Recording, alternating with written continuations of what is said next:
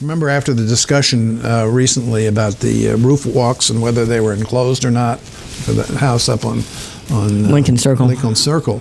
I was driving down Orange Street, and I just happened to look up, and I saw, right at the beginning of Orange Street off Main, I looked up and I saw an enclosed roof walk. And so I decided to count them going down. Just going down Orange Street. And they're they it's are almost 50-50. Yeah. Enclosed and not enclosed. And I don't know how many of those are new, how many of them are old, how many have permission. How many have permission, how many don't, how many, were enclosed after they were built. Right. But it's interesting that it is that disparity, and I guess that's what sort of frustrates people. It's a hit or miss.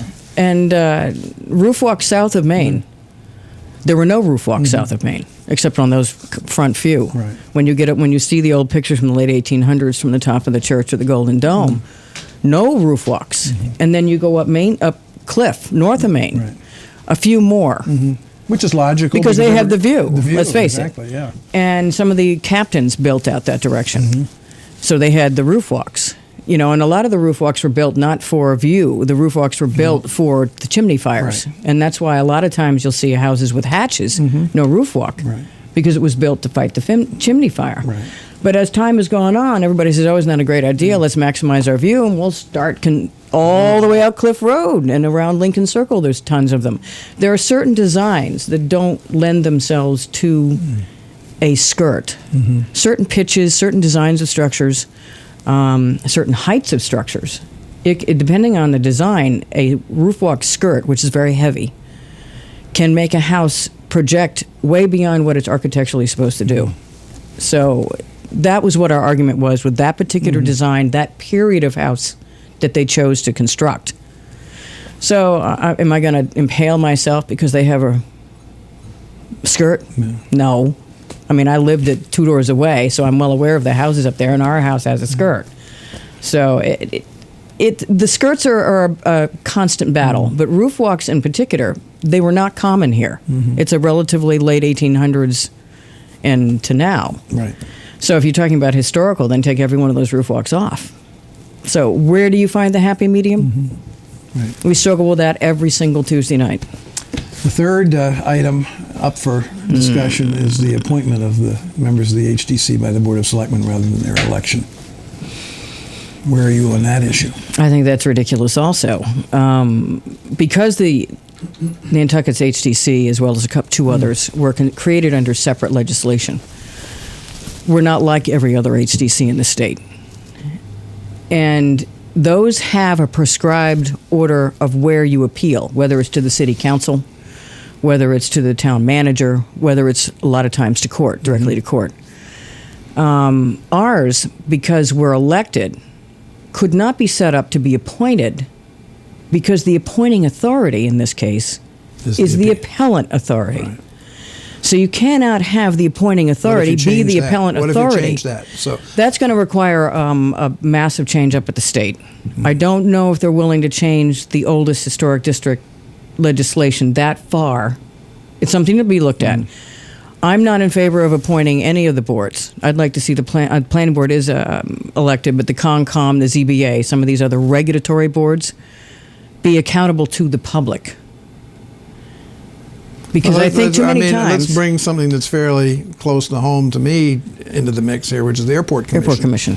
Could the problem have been dealt with if it was an elected board?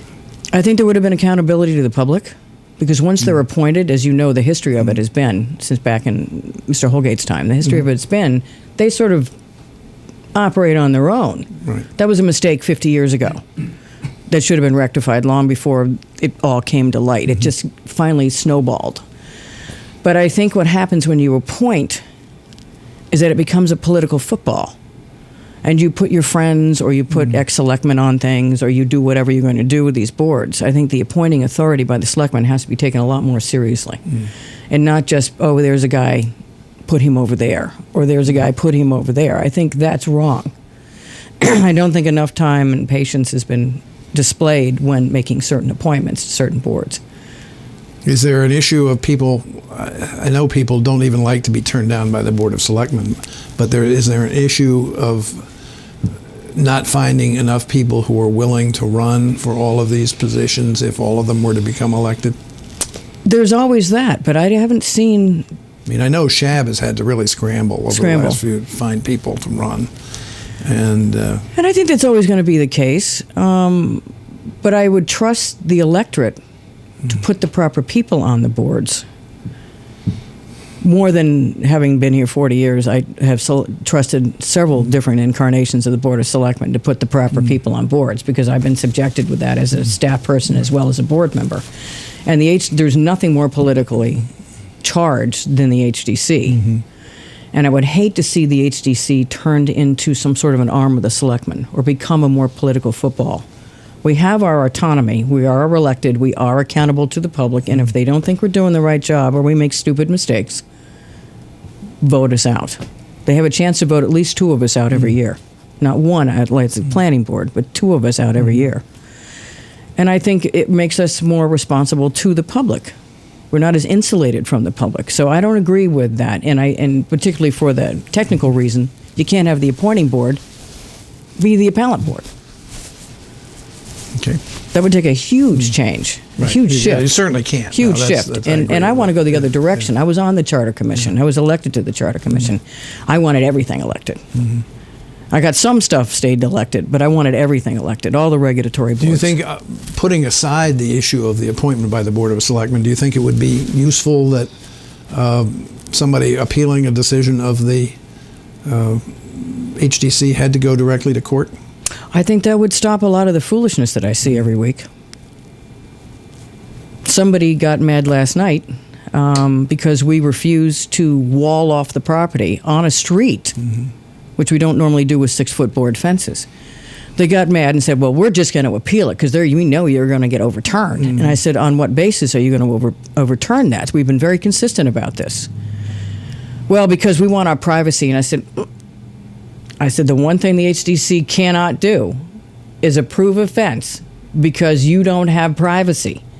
Then buy out of town. Don't buy where the houses are literally bang, bang, bang, bang, bang. This is not going to turn into Long Island with everybody with a 6-foot fence and above ground pool. So when you fly over it, all you see is boxes. That's not happening. So I said, you really don't want to push that one. But that's the kind of pushback we're getting now. Is that, well, we don't like your decision, we'll just appeal it. And I went through this way long time ago and it stopped. But now I'm getting that pushback because of the roof walk. It's a much bigger issue than just whether they have a skirt or not. It's a bigger issue. Say, well, if I don't like what you say, I'm going to the Board of Selectmen because we know they will overturn you. And I'm like, I don't want to go through this again. It's not productive and it's not going to help anybody. And that just increases the animosity. We're running out of time, but I did want to just come back very quickly to this question of the comfort level of the people who appear before the HDC. I mean, this has been an issue, as you know, for a while. It's come to a head in the last couple of years. Is this something that there's a solution to? Is this something that the members of the HDC are, as a group, cognizant of and concerned about? I think they were concerned enough to make a change in the chairman. I've worked with a lot of these guys for years. I know a lot of them.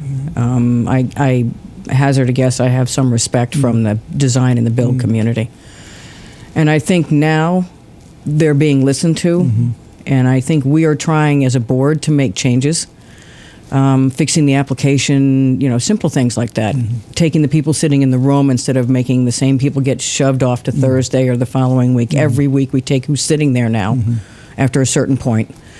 And I think we're working with them a lot better. There's less animosity when they come and sit down. It's been great. I think things are calmed down at the moment. Does the HCC need to make changes? Absolutely. Do we need to be more responsive? Absolutely. Do we need changes in the legislation and the way we interpret things? Absolutely. And I think we are all moving calmly in that direction now instead of all the Sturm and Drang that's been going on since last fall.